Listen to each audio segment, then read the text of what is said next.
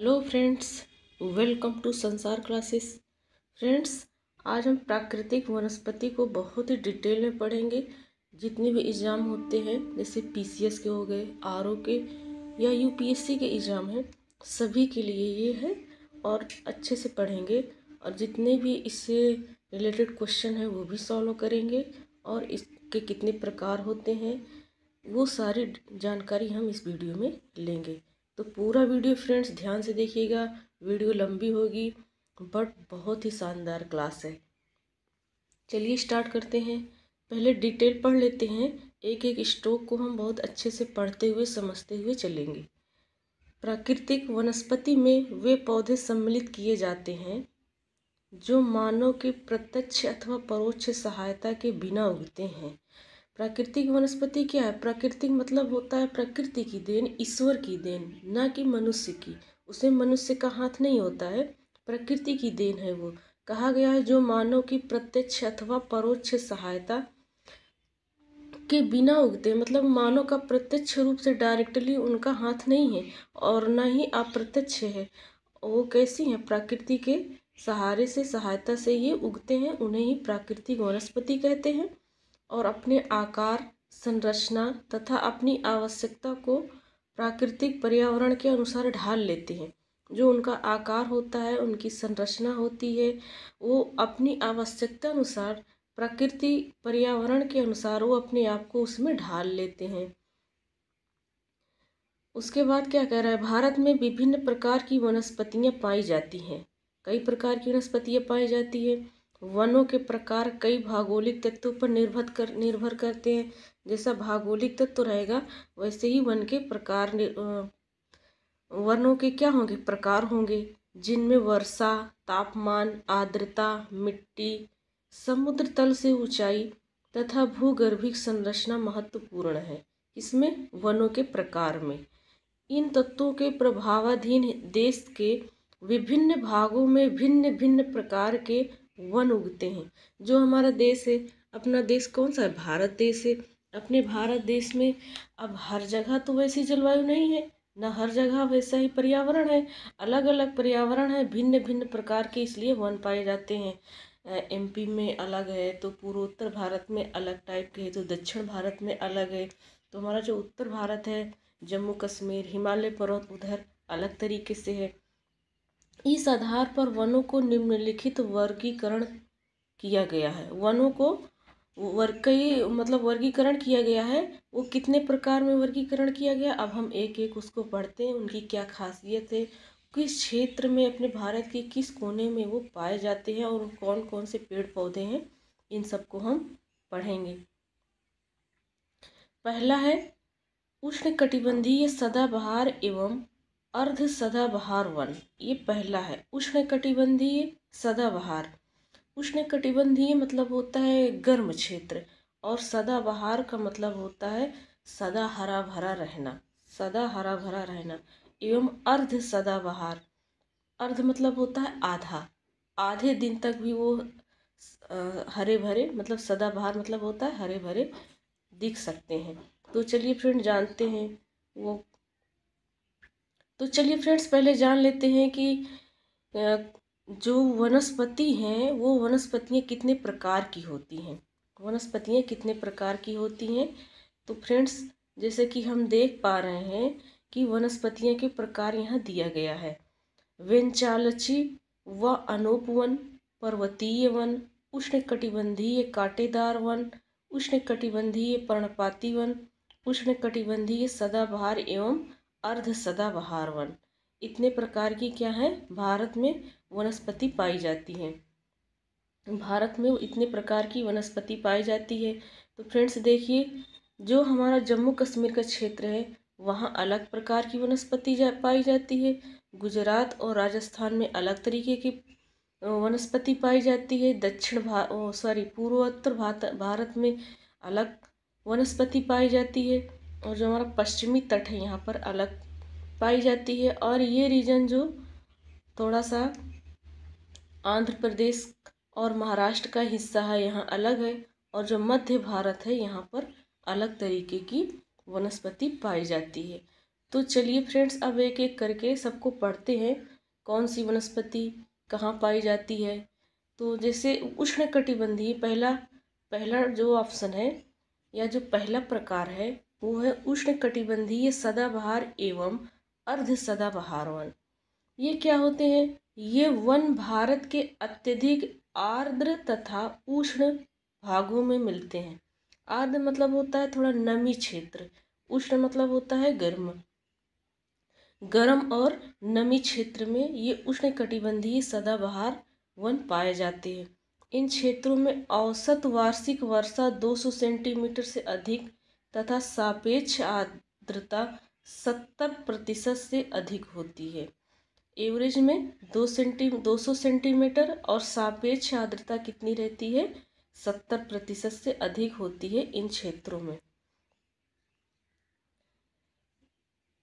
औसत तापमान 22 degree Celsius से अधिक रहता है। जो औसत तापमान वो कितना रहता है? 22 डिग्री सेल्सियस से अधिक रहता है। तो वहाँ क्या होता है? उष्णकटिबंधीय वन होते हैं। उच्च आर्द्रता तथा तापमान के कारण ये वन बड़े, सघन तथा ऊंचे होते हैं।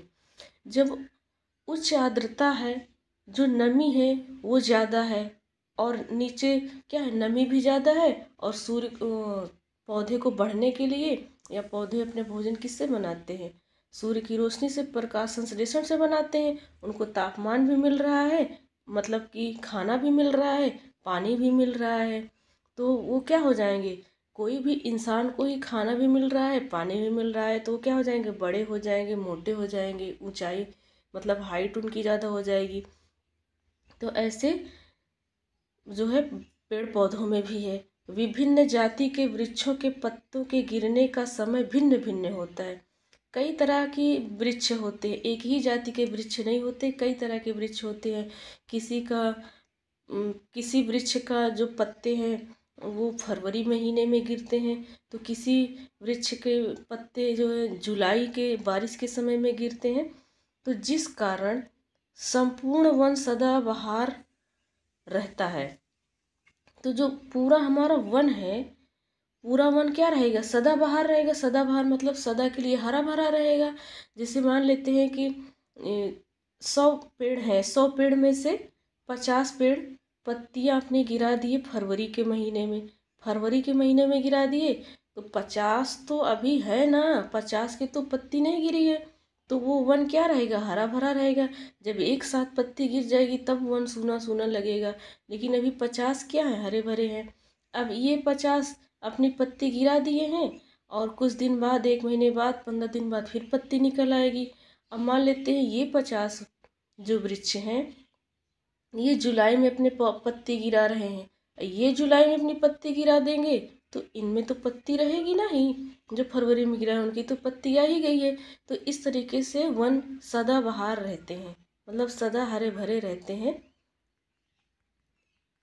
और इसमें यही बात कहेंगे, जिस कारण संपूर्ण वन सदाबहार रहता है, इसलिए कि वृक्षों के गिरने का समय, वृक्षों के पत्तियों के गिरने का समय भिन्न भिन्न है। भारत में उष्णकटिबंधीय सदाबहार वन सॉरी फ्रेंड्स, भारत में उष्णकटिबंधीय सदाबहार वन के क्षेत्र, जो उष्णकटिबंधीय सदाबहार वन है, उष्णकटिबंधीय मतलब गर्मी वाला क्षेत्र, गर्मी भी है, आर्द्रता भी है, और तापमान भी मिल रहा है। तो वो कौन से क्षेत्र हैं? जैसे हमारा असम, केरल, पश्चिम बंगाल। पश्चिम बंगाल में आप सुने होंगे सुंदरवन है। अंडमान निकोबार हरा भरा द्वीप समूह है। मेघालय, पूर्वोत्तर के जितने भी राज्य हैं, मणिपुर, त्रिपुरा, मिजोरम, और पश्चिमी तटीय मैदान। पश्चिमी तटीय मैदान जो केरल, महाराष्ट्र और कर्नाटक के सटा हुआ है, पश्चिमी तटीय मैदान, ये सब क्या है? उष्णकटिबंधीय सदाबहार वाले क्षेत्र हैं। उष्णकटिबंधीय सदाबहार वनों का मुख्य वृक्ष कौन सा है? सिनकोना, रबड़, महोगनी, अबोनी जिसको आबनूस कहते हैं, नारियल, बांस, आयरन वुड। तो फ्रेंड्स, ये क्वेश्चन में पूछा जाता है कि जो उष्णकटिबंधीय सदाबहार वन है, उष्णकटिबंधीय सदाबहार वन, इसमें कौन कौन से, एक तो पूछ लिया जाता है राज्य, कौन सा राज्य है, और दूसरा पूछ लिया जाता है उष्णकटिबंधीय वनों के वृक्ष कौन से हैं? तो सिंकोना, रबड़, महोगनी, अबोनी जिसको आबनूस कहते हैं, नारियल, बांस और आयरनवुड। उष्णकटिबंधीय अर्ध सदाबहार वन इन्हीं क्षेत्रों में अपेक्षाकृत कम वर्षा वाले भागों में पाए जाते हैं। जहाँ कम वर्षा होगी वहाँ अर्ध जो है अर्ध सदाबहार रहेगा। जैसे 12 महीने में 6 महीने बारिश हो रही है तो 6 महीने हरे भरे रहेंगे। अब 6 महीने बारिश नहीं हो रही है तो बिना पानी के तो कोई नहीं रह सकता है। ये वन सदाबहार वन और आर्द्र पर्णपाती वनों के मिश्रित रूप में है। जो सदाबहार वन है वो, और जो आर्द्र पर्णपाती है मतलब जो थोड़ा नमी वाले क्षेत्र में है, और पर्णपाती मतलब जो ऐसे वन, ऐसे पौधे, ऐसे वृक्ष जो पर्णपाती हैं, जो अपने पौधे गिराते हैं, उनको पर्णपाती कहा जाता है। उनका ये मिक्स है। इनमें मुख्य रूप से साइडर, होलक तथा कैल प्रजातियों के वृक्ष पाए जाते हैं। नेक्स्ट है,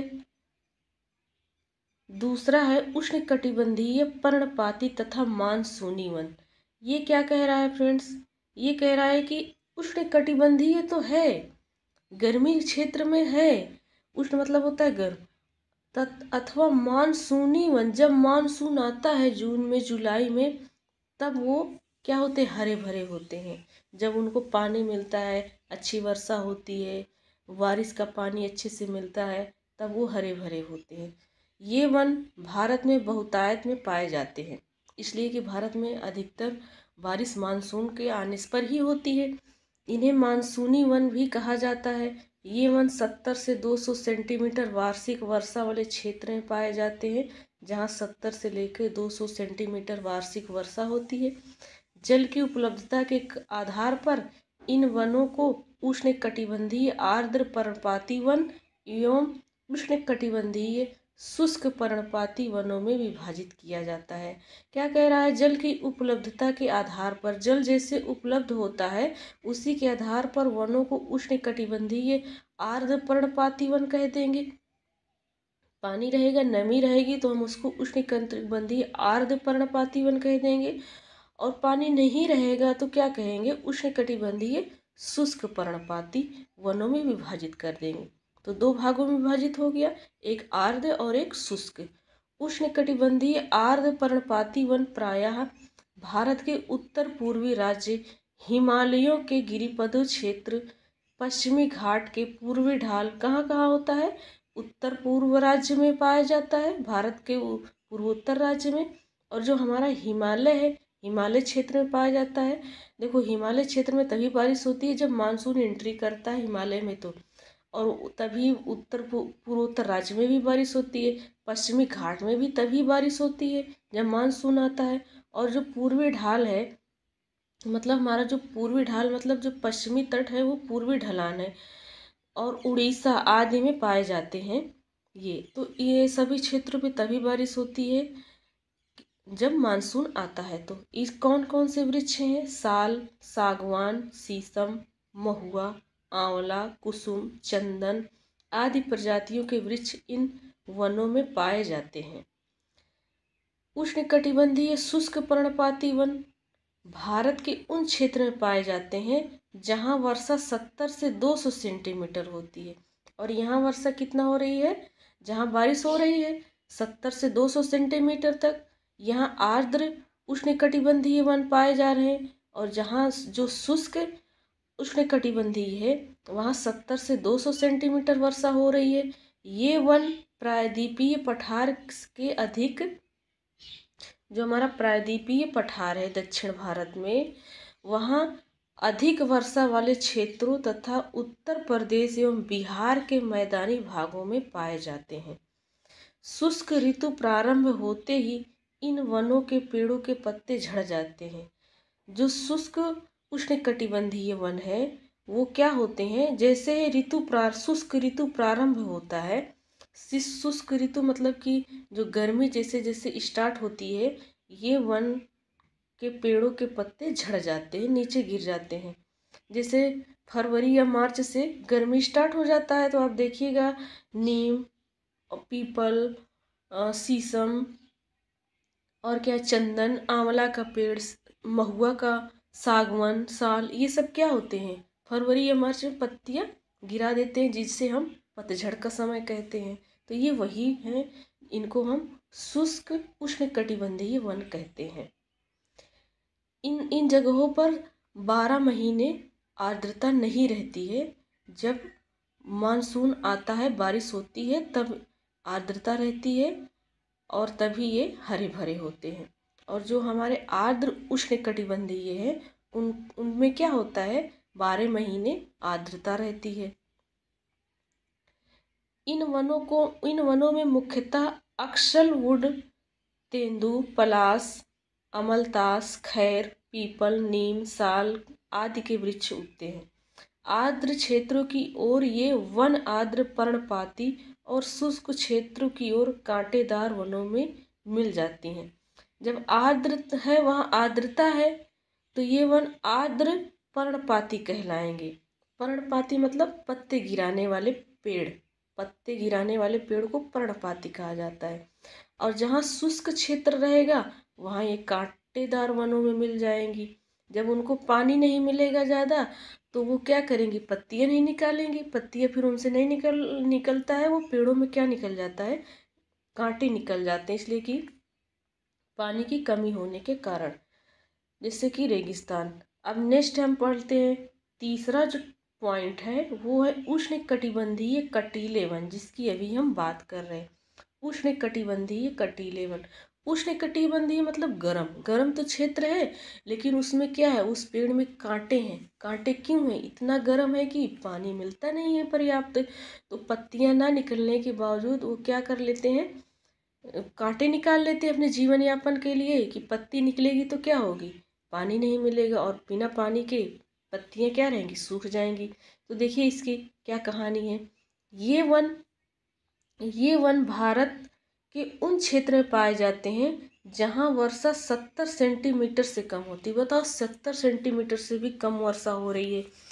इन वनों में प्राकृतिक वनस्पति के रूप में कटीले वन, झाड़ियाँ एवं कई प्रकार की घासें पाई जाती हैं। प्राकृतिक वनस्पति होती हैं जो ईश्वर, प्रकृति की देन है, उसको मनुष्य ने नहीं बनाया है। प्रकृति वनस्पति के रूप में ये कटीले वन होते हैं। झाड़ियाँ जिसको कहते हैं, कई प्रकार की घास फूस हो जाती हैं। ये वन मुख्यतः भारत के उत्तर पश्चिमी भाग में पाए जाते हैं। और उत्तर पश्चिमी भाग हमारा कौन सा है, राजस्थान है, गुजरात है। ये वन दक्षिण पश्चिमी पंजाब, उसी साइड में पंजाब भी है पश्चिम में, तो पंजाब का दक्षिण पश्चिम वाला पोर्शन, हरियाणा, राजस्थान, गुजरात, छत्तीसगढ़, मध्य प्रदेश और उत्तर प्रदेश के अर्ध शुष्क क्षेत्र में मिलते हैं।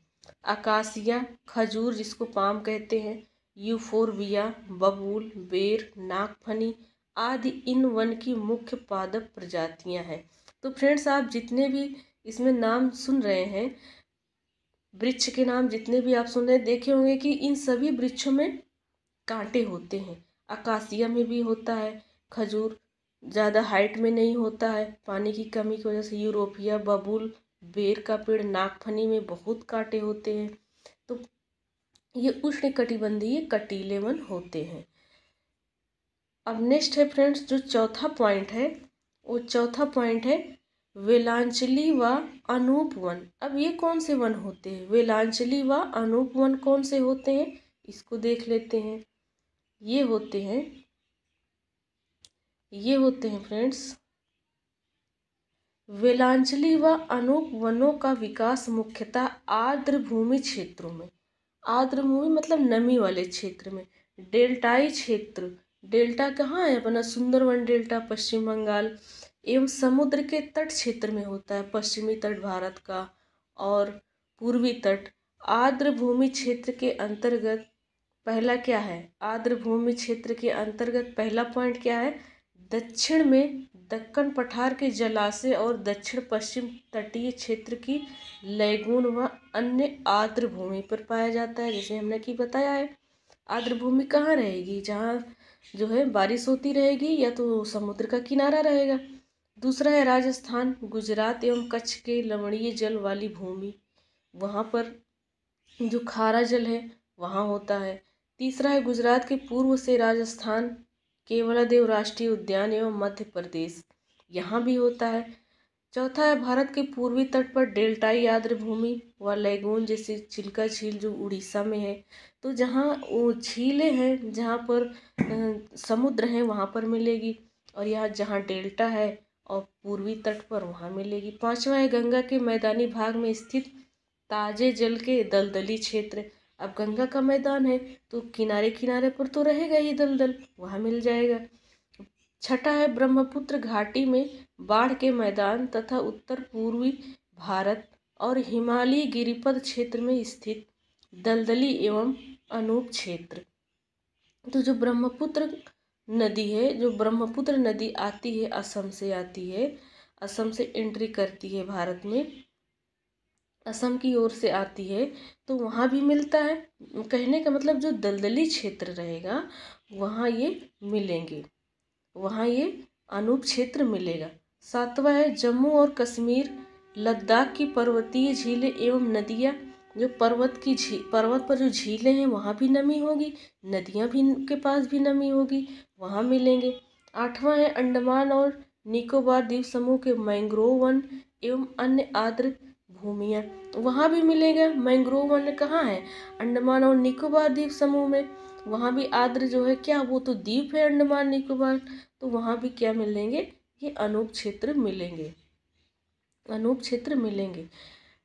अगला पॉइंट कह रहा है मैंग्रोव वनस्पति लवणीय दलदली में मिलता है और ज्वारिक क्रीक पंख मैदानों तथा ज्वारनदमुख के तटीय क्षेत्र में पाए जाते हैं, जिनकी जड़ें पानी में डूबी रहती हैं। भारत में मैंग्रोव वनस्पतियों का अत्यधिक विकास पश्चिम बंगाल के सुंदरवन डेल्टा क्षेत्र एवं अंडमान और निकोबार द्वीप समूह में हुआ है। कहाँ हुआ है? अंडमान निकोबार द्वीप समूह और पश्चिम बंगाल में जो सुंदरवन डेल्टा है। जब वो दलदली क्षेत्र में वृक्ष हैं तो जाहिर सी बात है फ्रेंड्स कि उनकी जड़ें कहाँ रहेंगी? पानी में रहेंगी, और उनकी जब पत्तियाँ गिरेगी तो ज़मीन पर गिरेंगी, और आर्द्र ज़मीन है, नमी है वहाँ पर, वो पत्तियाँ जल्दी क्या हो जाएंगी?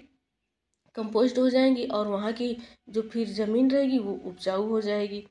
ये वनस्पतियाँ महानदी गोदावरी, कृष्णा, कावेरी नदियों के डेल्टाई भाग में भी मिलती हैं।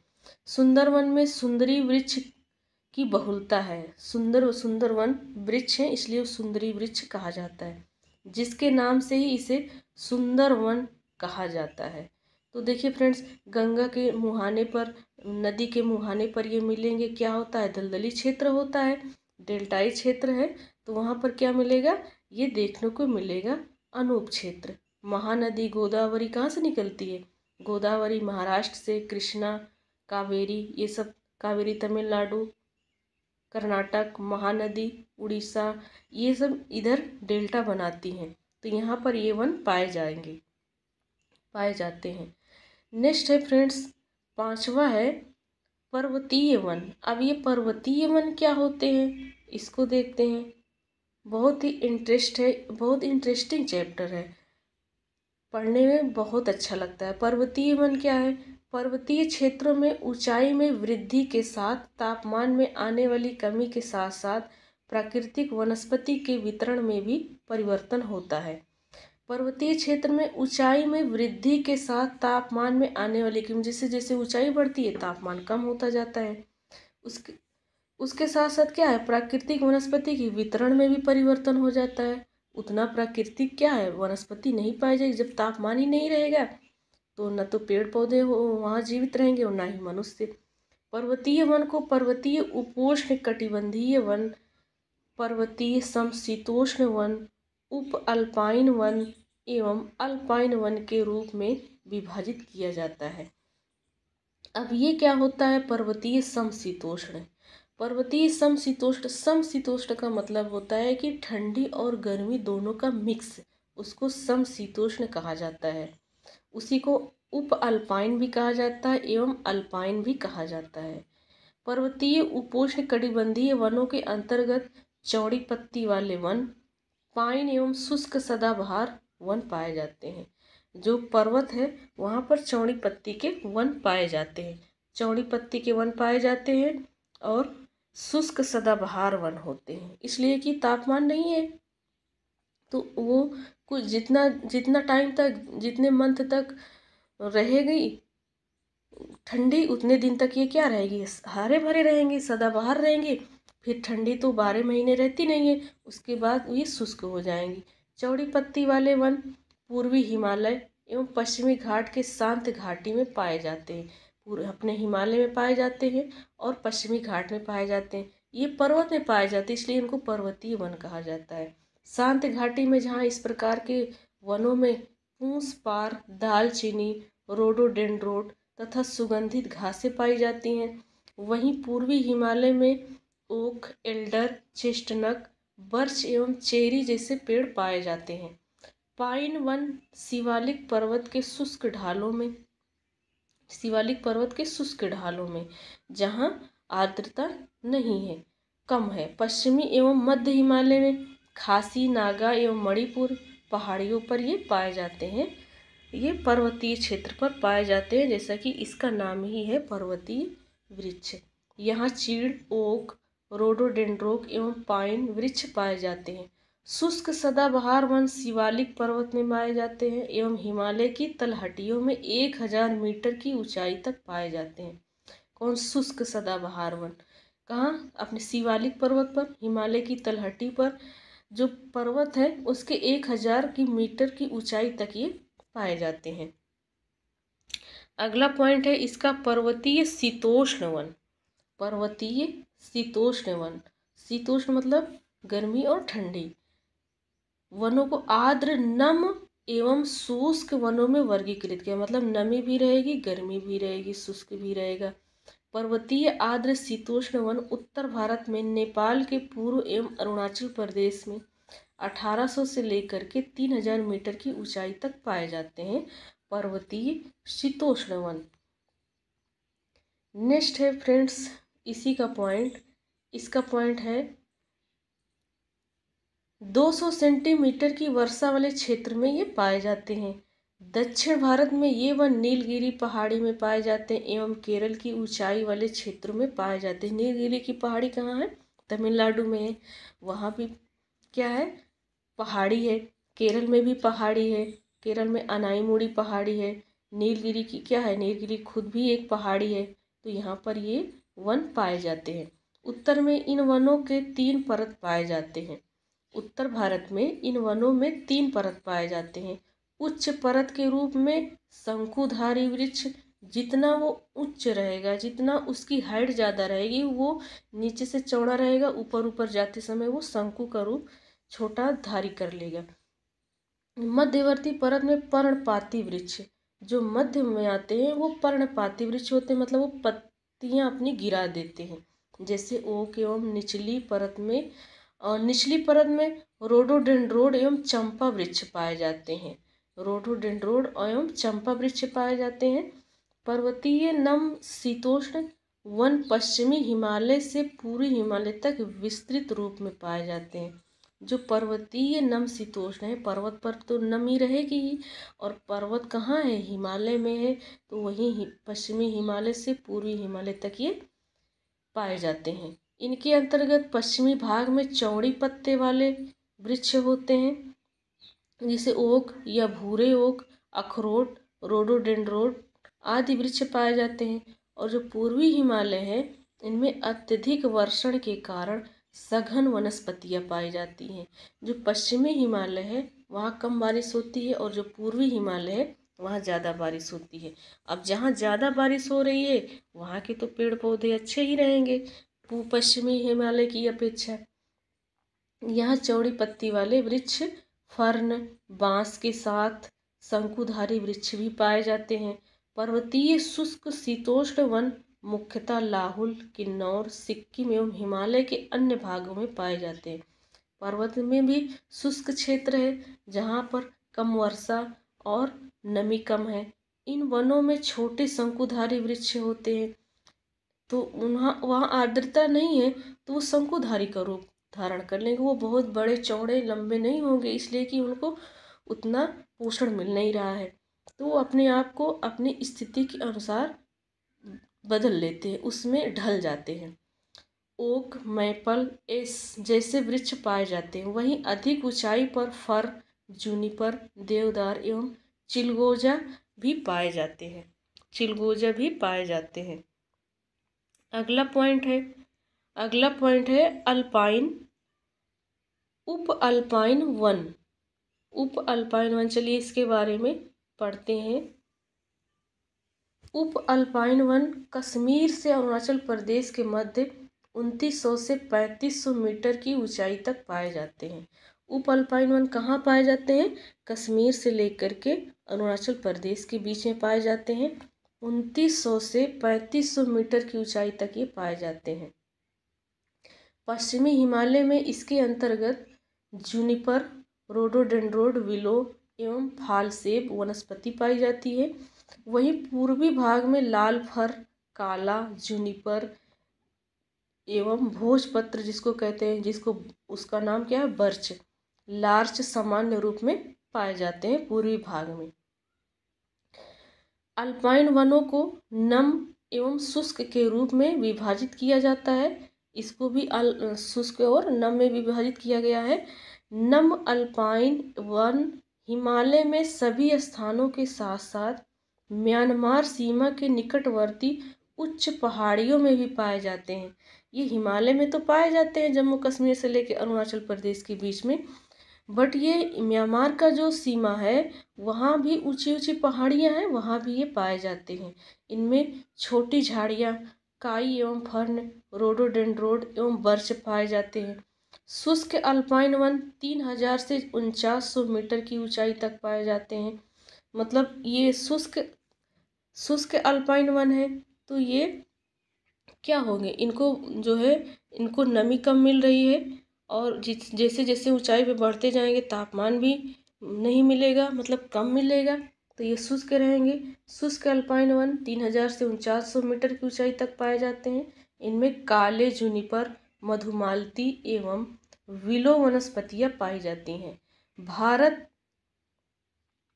में वन स्थिति रिपोर्ट 2019 के अनुसार बताया गया है फ्रेंड्स।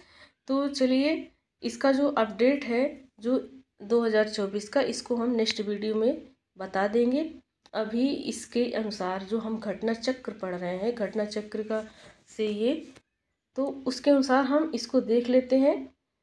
तो वन के प्रकार, वन फ्रेंड्स 19 प्रकार के हैं। वन कितने प्रकार के हैं? 19 प्रकार के हैं। और इनका कुल क्षेत्रफल का प्रतिशत एक तरफ दिया गया और प्रकार दिया गया है। उष्णकटिबंधीय आर्द्र सदाबहार इतना है। तो फ्रेंड्स इसको आप पढ़ लीजिएगा वीडियो पॉज करके, और नेक्स्ट पर चलते हैं हम। देखो सॉरी फ्रेंड्स, मैंने 19 बोला, 19 नहीं 16 प्रकार के हैं। वन कितने प्रकार के हैं? 16 प्रकार के हैं। तो चलिए फ्रेंड्स कुछ और फैक्ट्स हैं उसको हम पढ़ लेते हैं। कुछ और फैक्ट्स हैं उसको पढ़ लेते हैं। देवदार के वृक्ष पश्चिमी हिमालय में 1500 से अधिक ऊंचाई पर पाए जाते हैं। देवदार समुद्र तल से सर्वाधिक ऊंचाई पर पाया जाने वाला वृक्ष है। समुद्र तल से सर्वाधिक ऊंचाई पर पाया जाने वाला वृक्ष कौन सा है? देवदार है। तो इसको याद रखिएगा फ्रेंड्स। प्रायद्वीपीय पहाड़ों पर मुख्यतः मैग्नोलिया, लॉरेल, यूकेलिप्टिस आदि वृक्ष पाए जाते हैं। वनों का देश की अर्थव्यवस्था में विशिष्ट योगदान है। जो अपने देश की अर्थव्यवस्था या किसी भी देश की अर्थव्यवस्था है उसमें इसका बहुत ही योगदान है। किसका? वन का। आर्थिक रूप से सागौन, मतलब जिससे आर्थिक रूप से मतलब आर्थिक मतलब पैसे की दृष्टि से सागौन, साल, शीशम, रोजवुड, देवदार, चीड़, पाइन एवं सप्रूस अत्यधिक महत्वपूर्ण है। इसको अगर किसान जो है इसको उगाते हैं और उगाने के बाद इसको बेचते हैं तो अच्छा खासा पैसा पाते हैं और सभी वृक्षों की अपेक्षा। ब्यूटिया मोनोस्पर्मा को जंगल की आग कहा जाता है। जो ब्यूटिया मोनोस्पर्मा है ये पेड़ है, इसको क्या कहा जाता है? जंगल की आग। इसे ढाक अथवा पलाश के नाम से भी जाना जाता है। पलाश क्या है? पलाश उत्तर प्रदेश का राजकीय पुष्प है। इसी को क्या कहा जाता है? जंगल की आग कहा जाता है। उसका दूसरा नाम ब्यूटिया मोनोस्पर्मा। पलाश के फूल को उत्तर प्रदेश का राजकीय पुष्प घोषित किया गया, जैसा कि हमने बताया। सामाजिक वानिकी में प्रयुक्त बहुउद्देशीय वृक्ष का उदाहरण खेजरी है। खेजरी वृक्ष को मरुस्थल का राजा कहा जाता है। जैसे यहाँ जंगल की आग कहा जा रहा है पलाश को, ब्यूटिया मोनोस्पर्मा को, वैसे खेजरी को मरुस्थल का राजा कहा जाता है। इसके बहुउद्देशीय उपयोग है तथा अधिक तापमान सहन करने की क्षमता है किसके अंदर, खेजरी के अंदर। और मरुस्थल में क्या रहता है, तापमान ज़्यादा रहता है, तापमान ज़्यादा रहता है इसके अंदर। तो क्या है, ये खेजरी वृक्ष को मरुस्थल का राजा कहा जाता है क्योंकि इसके अंदर तापमान सहन करने की क्षमता ज़्यादा है तथा कम पानी की आवश्यकता के कारण सामाजिक वानिकी कार्यक्रम में इसे वरीयता दी गई है। मतलब तापमान ज़्यादा सहन करता है और पानी कम। उत्तराखंड के चीड़ वनों से प्राप्त होने वाली लीसा एक महत्वपूर्ण गैर प्रकोष्ठ वन उपज है। लीसा से विरोजा तथा तारपीन का तेल बनाया जाता है। लीसा जो वृक्ष है और इससे क्या बनाया जाता है, लीसा से विरोजा का तेल और तारपीन का तेल बनाया जाता है। और ये कहाँ पाया जाता है, उत्तराखंड में पाया जाता है, जिसका उपयोग कागज उद्योग बनाने के लिए किया जाता है। साबुन भी इससे बनता है, पेंट भी इससे बनता है। किससे, लीसा से। और लीसा कहाँ है, उत्तराखंड में। कहाँ पाया जाता है, उत्तराखंड में। उत्तराखंड में लीसा स्वरोजगार एवं ग्रामीण अर्थव्यवस्था का प्रमुख साधन है। लीसा वृक्ष से स्वरोजगार मतलब स्वयं का रोजगार भी मिल जाता है आसानी से, और जो गांव में लोग हैं उनकी अर्थव्यवस्था भी ठीक है, उनको भी रोजगार मिल जाता है और उनको दिक्कत नहीं होता है आर्थिक रूप से। इसलिए उनको रोजगार ढूंढना नहीं है। उनके यहाँ लीसा पौधे इतना जो है रोज इतने सारे कामों में आ रहा है कि ढूंढना ही नहीं पड़ेगा। महोगनी मूलतः उत्तरी एवं दक्षिणी अमेरिका के उष्णकटिबंधीय क्षेत्र का वृक्ष है। जो महोगनी है, महोगनी वृक्ष कहाँ है, उत्तरी एवं दक्षिण अमेरिका के उष्णकटिबंधीय क्षेत्र का, जो अपना देश नहीं, उत्तर अमेरिका और दक्षिण अमेरिका का जो उष्णकटिबंधीय क्षेत्र है, गर्मी वाला क्षेत्र है, वहाँ महोगनी ज़्यादा पाया जाता है। नेक्स्ट है, तो फ्रेंड्स क्वेश्चन इसके हैं, जो क्वेश्चन अब तक पूछे जा चुके हैं उसको सॉल्व कर लेते हैं। तो फ्रेंड्स चलिए क्वेश्चन को आराम से, आसानी से, बहुत ही अच्छे से सॉल्व करते हैं। हम बहुत अच्छे से पढ़े हैं, हर एक पॉइंट को, हर एक स्ट्रोक को समझते हुए चले हैं। और यहाँ पर हम क्वेश्चन को पढ़ेंगे और व्याख्या सहित, यहाँ भी हम व्याख्या सहित पढ़ेंगे। भोजपत्र वृक्ष मिलता है, कहाँ मिलता है, हिमालय में मिलता है। हमें अभी पढ़ कर आए कि जो बर्च है उसी को भोजपत्र कहा जाता है और ये हिमालय में मिलता है। इस वृक्ष का सफ़ेद कागज की तरह दिखने वाला छाल होता है। इसकी छाल जो है कागज की तरह दिखता है सफ़ेद, और इस पर हम लोग क्या करते हैं, लिखते भी हैं, जिसको भोजपत्र कहते हैं। प्रयोग प्राचीन काल से ही लिखने हेतु किया जा रहा है। यह वृक्ष अल्पाइन वनों में भी पाया जाता है। कहाँ पाया जाता है, अल्पाइन वनों में भी पाया जाता है। नेक्स्ट है फ्रेंड्स,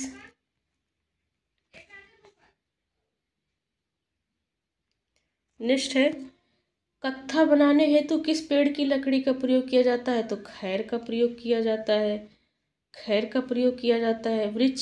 खैर वृक्ष भारत भर में विशेष रूप कर सूखे क्षेत्र में ये पाया जाता है। निम्नलिखित में से किस प्रकार का वन सर्वाधिक वृहद क्षेत्र में पाया जाता है, तो वो उष्णकटिबंधीय पर्णपाती वन है।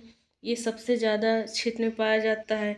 जब मानसून आता है तब ये क्या होते हैं, हरे भरे होते हैं, और इन्हीं को उष्णकटिबंधीय आर्द्र पर्णपाती वन कहा जाता है।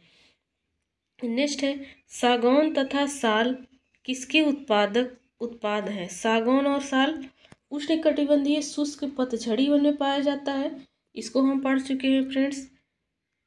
नेक्स्ट है, हिमालय की पहाड़ी श्रृंखला में ऊंचाई के साथ साथ निम्न कारणों से वनस्पति में परिवर्तन आता है। तापमान में गिरावट होने से, वर्षा में बदलाव होने से, मिट्टी का अनुपजाऊ होने से और तेज हवा होने से। तो ये सारे पॉइंट हैं फ्रेंड्स, ये सारे पॉइंट्स हैं जो लागू होते हैं। लेकिन जो एक ऑप्शन है हवा से कोई प्रभाव नहीं पड़ता, तो ये 1, 2, 3 होगा, जो कि चौथा वाला नहीं होगा।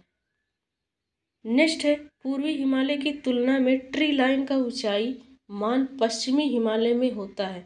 जो पूर्वी हिमालय की तुलना में ट्री लाइन की ऊंचाई का मान पश्चिमी हिमालय में कितना होता है? पश्चिमी हिमालय में कम होगा, इसलिए कि पश्चिमी हिमालय में वर्षा कम होती है, पूर्वी में ज़्यादा होगा। तो जिसको भोजन पानी ज़्यादा मिल रहा है वही ज़्यादा तंदुरुस्त रहेगा। नेक्स्ट है, पश्चिमी हिमालय संसाधन प्रदेश के मनुष्य संसाधन प्रमुख संसाधन है। तो पश्चिमी जो हिमालय संसाधन है प्रदेश के में सबसे ज़्यादा प्रदेश के प्रमुख संसाधनों में से एक है, जो कि क्या है? वन है। यहाँ पश्चिमी हिमालय संसाधन के प्रदेश के प्रमुख संसाधन है। यहाँ 65% भूभाग पर क्या है? वन है। 65% भूभाग पर वन है। नेक्स्ट है, पश्चिमी हिमालय में शीतोष्ण पेटी में निम्नलिखित में से किस एक वृक्ष का बाहुल्य है? कौन सा एक वृक्ष है जो सबसे ज़्यादा पश्चिमी हिमालय में पाया जाता है? तो वो है देवदार। और सबसे ऊंचाई पर कौन सा वृक्ष पाया जाता है? देवदार। इसको हम पढ़े थे वीडियो में अभी कुछ देर पहले ही। नेक्स्ट है, नेक्स्ट क्वेश्चन है, राज्यों में किस राज्य में सिनकोना वृक्ष नहीं उगता है? तो सिनकोना वृक्ष कहाँ उगता है? उष्णकटिबंधीय सदाबहार वन में। और उष्णकटिबंधीय सदाबहार वन असम में है। हमने पढ़ा था जितने पूर्वोत्तर राज्य है और इधर पश्चिमी घाट पूर्वी घाट है, लेकिन छत्तीसगढ़ में ये नहीं पाया जाता है। छत्तीसगढ़ में सिनकोना वृक्ष नहीं पाया जाता है, जबकि असम, केरल और पश्चिम बंगाल में पाया जाता है। नेक्स्ट क्वेश्चन है, जंगल की आग कहा जाता है, अभी अभी हमने पढ़ कर आया है, किसको? जंगल की आग पलाश को कहा जाता है, जो उत्तर प्रदेश का राजकीय पुष्प है, और उसको ब्यूटियम मोनोस्पर्मा कहा जाता है। भारत में निम्न राज्यों में से किसमें सागौन का वन पाया जाता है? तो सागौन का वन जो है शुष्क पर्णपाती क्षेत्र में पाया जाता है। शुष्क, और ये कहाँ कहाँ है फ्रेंड्स? जैसे मध्य प्रदेश में सर्वाधिक सागौन वन पाया जाता है, ठीक है, लेकिन ये झारखंड और मध्य प्रदेश, कर्नाटक एवं उत्तर प्रदेश, देखो झारखंड में नहीं पाया जाता है। झारखंड में तभी वो वृक्ष वहाँ हरे भरे होते हैं जब क्या होते हैं? मानसून एंट्री करता है, बारिश होती है तब, मानसून के आने पर। तो इसका राइट आंसर क्या होगा? इसका राइट आंसर हो जाएगा झारखंड। नेक्स्ट, निम्न में से किस पौधे में फूल नहीं होते हैं? तो किस पौधे में फूल नहीं होते हैं फ्रेंड्स? पहला है कटहल, गूलर, आर्किड, फर्न। जो फर्न होती है इसमें फूल नहीं होते हैं। इसमें क्या नहीं होते हैं? फूल नहीं होते हैं। फर्न में फूल नहीं होता है। ये पौधे बीज रहित होते हैं, इसमें बीज भी नहीं पाया जाता है। इसमें जब फूल ही नहीं होता है तो बीज कैसे होगा? अगला क्वेश्चन है, अगला क्वेश्चन दिया गया है, 4 ऑप्शन दिया गया है और इसको पढ़कर बताना है कौन सा सही है। या पश्चिमी हिमालय में उच्च पर्वतीय वनस्पति 3000 मीटर की ऊंचाई तक ही उपलब्ध होती है, जबकि पूर्वी हिमालय में 4000 मीटर की ऊंचाई तक उपलब्ध होती है। एक की पर्वत श्रृंखला में से इस विविधता का कारण बताना है। पूर्वी हिमालय का पश्चिमी हिमालय से अधिक ऊंचा होना, पूर्वी हिमालय का पश्चिमी हिमालय से अधिक ऊंचा होना, तो ये गलत है। पूर्वी हिमालय का भूमध्य रेखा और समुद्र तट से पश्चिमी हिमालय की अपेक्षा अधिक निकट होना, तो ये सही है फ्रेंड्स। जो पूर्वी हिमालय है भूमध्य रेखा और समुद्र तट रेखा से पश्चिमी हिमालय की अपेक्षा जो पश्चिमी हिमालय है वो भूमध्य रेखा से नज़दीक नहीं है, बट पूर्वी हिमालय क्या है? भूमध्य रेखा से नज़दीक है, ये बात सही है। और पूर्वी हिमालय के पास में समुद्र तट पड़ता है, जबकि पश्चिमी हिमालय के पास तट नहीं पड़ता है। तो बी वाला ऑप्शन जो कह रहा है ये सही कह रहा है। सी क्या कह रहा है? पूर्वी हिमालय में पश्चिमी हिमालय की अपेक्षा अधिक मानसून वर्षा होती है, तो पश्चिमी हिमालय में कम वर्षा होती है, इसमें ज़्यादा दिया गया इसलिए गलत हो गया। डी कह रहा है पूर्वी हिमालय की चट्टानों का पश्चिमी हिमालय की चट्टानों से अधिक उर्वरक होना, पूर्वी हिमालय की चट्टानों का पश्चिमी हिमालय की चट्टानों से अधिक उर्वरक होना, ये भी गलत बात है फ्रेंड्स। जो हिमालय है वहाँ की मिट्टी उर्वरक में की बात की जाए तो उर्वरक में नहीं है, तो इसका राइट आंसर हो जाएगा बी ऑप्शन। और ये 1995 में क्वेश्चन पूछा गया है। नेक्स्ट क्वेश्चन है, 14 नंबर का क्वेश्चन है। ये क्वेश्चन में बहुत अच्छे अच्छे क्वेश्चन है फ्रेंड्स। क्या कह रहा है? एंटीलोपों ऑरिक्स और चीरू के बीच क्या अंतर है?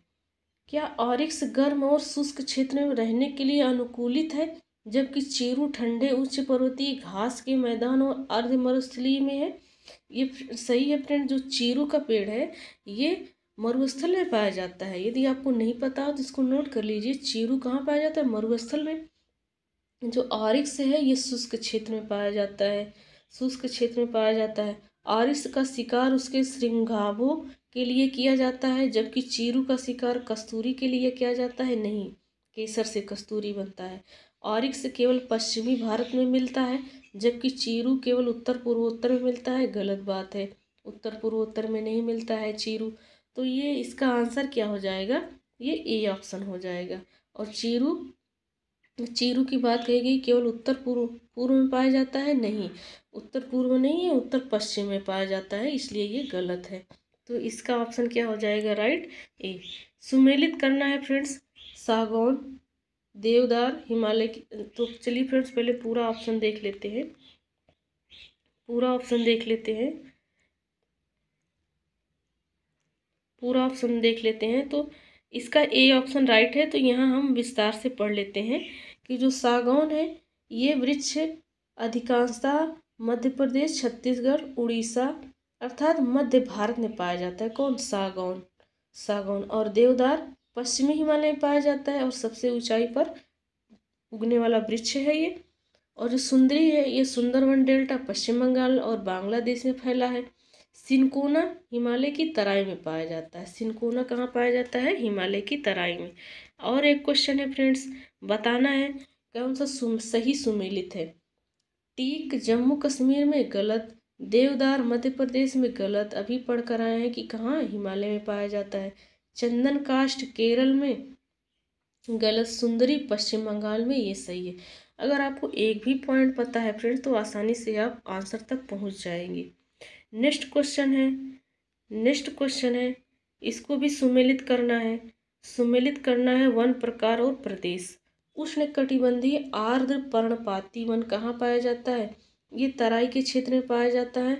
आर्द्र पर्णपाती मतलब आर्द्र मतलब जहाँ नमी रहेगी, और नमी कहाँ रहेगी? नमी वहीं रहेगी, कहाँ रहेगी? जहाँ जो है तराई का क्षेत्र रहेगा, दलदली क्षेत्र रहेगा। उष्णकटिबंधीय शुष्क पर्णपाती, अब शुष्क वाला क्षेत्र कहाँ रहेगा? जो मध्य गंगा का मैदान है, गंगा के मैदान के किनारे पर नहीं, गंगा मैदान का मध्य वाला भाग जो गंगा के बीच में लोग बसे हुए हैं वो शुष्क पर्णपाती है। अल्पाइन क्या है? अल्पाइन जो पहाड़ियों पर होते हैं वो क्या है? अरुणाचल प्रदेश में पहाड़ी है। उष्णकटिबंधीय सदाबहार जो हमेशा हरे भरे रहते हैं, ना तो इसमें शुष्क लगा है ना ही आर्द्र लगा है। तो जो हमारा पश्चिमी घाट है और पूर्वी घाट है वहीं पर हमेशा क्या रहता है? वहीं पर क्या रहता है? हमेशा नमी रहता है। और उनको हम सह्याद्री भी कहते हैं, पश्चिमी घाट को सह्याद्री भी कहते हैं। तो इसलिए डी ऑप्शन कहाँ जाएगा? दूसरे वाले में। तो इसका आंसर हो जाएगा ए का 4, ए का 4, बी का 3 और दूसरे का पहला, तीसरे का दूसरा। तो ये ए ऑप्शन सही हो जाएगा। ए इज द राइट आंसर। अब नेक्स्ट क्वेश्चन है, नेक्स्ट क्वेश्चन है फ्रेंड्स, फिर से मिलान करने के लिए दिया गया है। तो चलिए मिलाते हैं, चलिए मिलाते हैं इसको। पहला क्या कह रहा है? उष्णकटिबंधीय वन। उष्णकटिबंधीय वन कहाँ? शंकु वृक्ष वन।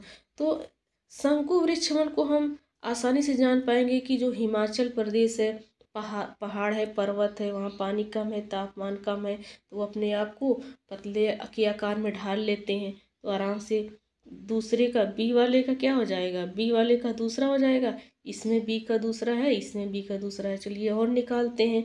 कच्छ वनस्पति कहाँ पाई जाएगी? कच्छ वनस्पति कहाँ पाई जाएगी? जो हमारा गुजरात है वहाँ कच्छ है, और गुजरात से सटा हुआ राजस्थान है, तो कुछ भाग राजस्थान में पाया जाता है। तो तीसरे, सी का तीसरा हो जाएगा, सी का तीसरा हो जाएगा। नहीं फ्रेंड्स, सी का तीसरा नहीं होगा, सी का तीसरा नहीं होगा, सी का होगा, सी का पहला होगा। कच्छ वनस्पति सुंदरवन में पाया जाता है, कच्छ वनस्पति सुंदरवन में पाया जाता है। और जो पतझड़ है ये राजस्थान में पाया जाता है। पानी नहीं पाते हैं, शुष्क क्षेत्र है, तो अपनी पत्तियां गिरा देते हैं। तो इसका राइट आंसर हो जाएगा डी ऑप्शन। इसका राइट आंसर क्या हो जाएगा, डी ऑप्शन। और जो साइलेंट वैली है, ये साइलेंट वैली ये उष्णकटिबंधीय वन है, गर्मी का क्षेत्र है साइलेंट वैली में, तो ये उष्णकटिबंधीय है। नेक्स्ट क्वेश्चन है, लंबी जड़ों और नुकीली कांटों अथवा सूल युक्त झाड़ियों और लघु वृक्षों वाले आरक्षित अवरुद्ध वन सामान्यतः कहाँ पाए जाते हैं? ये पश्चिमी आंध्र प्रदेश में पाए जाते हैं। ये जो पश्चिम भाग है आंध्र प्रदेश का, वहाँ पाए जाते हैं। यहाँ लंबी जड़ें होती हैं, नुकीली कांटे होते हैं, सूल युक्त झाड़ियाँ भी होती है, छोटे छोटे पेड़ होते हैं, और ये कहाँ पाए जाते हैं? पश्चिमी आंध्र प्रदेश में पाए जाते हैं। नेक्स्ट क्वेश्चन है फ्रेंड्स वीडियो लंबी होगी बट क्वेश्चन आप पूरा सॉल्व करके ही वीडियो छोड़िएगा। बहुत ही अच्छा टॉपिक है, इससे क्वेश्चन हर एग्जाम में पूछा जाता है। कौन सा वृक्ष समुद्र तल से सर्वाधिक ऊंचाई पर पाया जाता है? तो समुद्र तल से सर्वाधिक ऊंचाई पर हमने बताया देवदार। इसके पहले गलती से अगर मैंने बोल दिया हो कि सबसे ऊंचाई पर पाया जाता है तो सॉरी, लेकिन ये समुद्र तल से सबसे अधिक ऊंचाई पर देवदार पाया जाता है। नेक्स्ट क्वेश्चन है, देखिए मैप में दिया गया और बताना है आपको कि ये कौन सा मतलब क्षेत्र पॉइंट को ढूंढना है। जो पहला और दूसरा कहाँ है, ये दूसरा, तीसरा, चौथा, तो बताना है कि 1997 में गंभीर महामारी कहाँ पर प्रकोप हुआ था। तो ये यहाँ ऑप्शन दिया गया है जो तीसरा स्थान है। चलिए अब इसका डिटेल देख लेते हैं। डिटेल दिया गया है 1997 में मध्य प्रदेश के साखू के वन कीड़ों के लग जाने से संक्रमित हो गए थे। साखू के पेड़ जो थे उनमें पेड़ों में लगने वाले कीड़े वृक्षों को धीरे धीरे कुतरने लगे। परिणाम स्वरूप कई पेड़ जंगलों में धाराशायी हो गए। कब? 1997। और ये कहाँ है? मध्य प्रदेश में। राज्यों के वनों का वर्गीकरण अर्ध उष्णकटिबंधीय के रूप में किया जाता है मध्य प्रदेश में। अर्ध उष्णकटिबंधीय मध्य प्रदेश में। नेक्स्ट क्वेश्चन है फ्रेंड्स, निम्नलिखित में तत्वतः कौन सी एक हिमालयी वनस्पति की जाति नहीं है? तो हिमालयी वनस्पति की जाति कौन सी नहीं है ये बताना है। तो ये महोगनी नहीं है, महोगनी हिमालय में नहीं पाया जाता है। महोगनी हम पढ़े थे कहाँ? उत्तरी अमेरिका और दक्षिणी अमेरिका के उष्णकटिबंधीय वन में पाया जाता है, जो कि ये साफ साफ लिखा है। ये वेस्ट इंडीज, मध्य अमेरिका, दक्षिण अमेरिका में पाया जाता है। हिमालयी क्षेत्र में पाया जाना वृक्ष हिमालयी क्षेत्र में पाए जाने वाले वृक्ष हैं। भारत में महोगनी कहाँ पाया जाता है? उष्णकटिबंधीय सदाबहार वन में पाया जाता है। सामाजिक वानिकी में प्रयुक्त बहुउद्देशीय वृक्ष का उदाहरण क्या है? खेजरी। ये बहुत सामाजिक वानिकी में इसका बहुत उद्देश्य है। ये क्या करता है? ये तापमान ज़्यादा सहन कर लेता है और पानी कम खपत करता है। ये कहाँ पाया जाता है? मरुस्थल में। नेक्स्ट क्वेश्चन है और ये लास्ट स्लाइड है। सुमेलित करना है फ्रेंड्स। कच्छ वनस्पति और राज्य दिया गया है। तो जो अर्चा रत्नागिरी है ये तमिलनाडु में, सॉरी फ्रेंड्स, ये महाराष्ट्र में है, महाराष्ट्र में पाई जाती है। और कुडापुर कहाँ पाई जाती है? कर्नाटक में। और जो पिचवरम है ये तमिलनाडु में। और बेम्बनाड कहाँ पाया जाता है? केरल में। बेम्बनाड कहाँ पाया जाता है? केरल में। तो इसका राइट आंसर हो जाएगा डी ऑप्शन। राइट आंसर क्या हो जाएगा? D option. नेक्स्ट क्वेश्चन है, कौन सा सुमेलित नहीं है? सुंदरवन पश्चिम बंगाल में है, सुमेलित है। भितरकनिका उड़ीसा में है, ये भी सुमेलित है। पिचवरम तमिलनाडु अभी अभी पढ़कर आ रहे हैं, सुमेलित है। बेम्बनाड केरल में, ना कि कर्नाटक में है। नेक्स्ट क्वेश्चन है, भारत में उष्णकटिबंधीय वर्षा वन की उपस्थिति है। उष्णकटिबंधीय वर्षा वन, इसकी उपस्थिति कहाँ है? इसकी ऑप्शन देख लेते हैं। असम में उष्णकटिबंधीय वर्षा वन कह रहा है, तो वर्षा कहाँ होती है ज़्यादातर? इस चारों ऑप्शन के अकॉर्डिंग असम और केरल में होता है, तो इसका राइट आंसर हो जाएगा असम और केरल। नेक्स्ट है, भारत के किस राज्य में सर्वाधिक क्षेत्र घने पतझड़ वाले जंगल से घिरा है? कौन सा क्षेत्र है जो पतझड़ वाले सबसे ज़्यादा जंगल कहाँ है? मध्य प्रदेश में, तो मध्य प्रदेश राइट आंसर होगा। नेक्स्ट क्वेश्चन है, निम्नलिखित में से कौन सा जिला सबसे अधिक घने पतझड़ वाले वन क्षेत्र से घिरा है? तो ये पश्चिम चंपारण है, सबसे अधिक घने पतझड़ वाले वन क्षेत्र से। चंपारण कहाँ है? चंपारण कहाँ है फ्रेंड्स? ये है बिहार में, और ये इसमें सबसे ज़्यादा क्या पाया जाता है? सबसे अधिक पतझड़ वाले वन पाए जाते हैं। तो फ्रेंड्स ये थे 30 क्वेश्चन, इसको हमने डिटेल से पढ़ा भी और इसके 30 क्वेश्चन को डिटेल से व्याख्या सही सॉल्व भी किए। तो फ्रेंड्स आपसे छोटी सी रिक्वेस्ट है कि आप हमारे चैनल को सब्सक्राइब करें और शेयर करें और हमारी मदद करें हमारे चैनल को ग्रो करने में। तो चलिए फ्रेंड्स, मिलते हैं नेक्स्ट वीडियो में, ऐसे टॉपिक हम फिर से ले आएंगे नेक्स्ट टॉपिक पर। Thanks for watching.